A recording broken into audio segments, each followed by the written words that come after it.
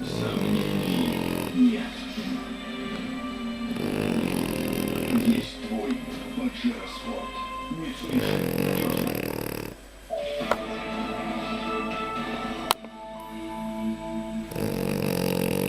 А сейчас снова встреча Дмитрия Медведева со спортсменами. Президент поздравлял атлетов, которые завоевали золото. Встреча состоялась в Сочи, в Южном федеральном центре спортивной подготовки. Смотрите прямо сейчас.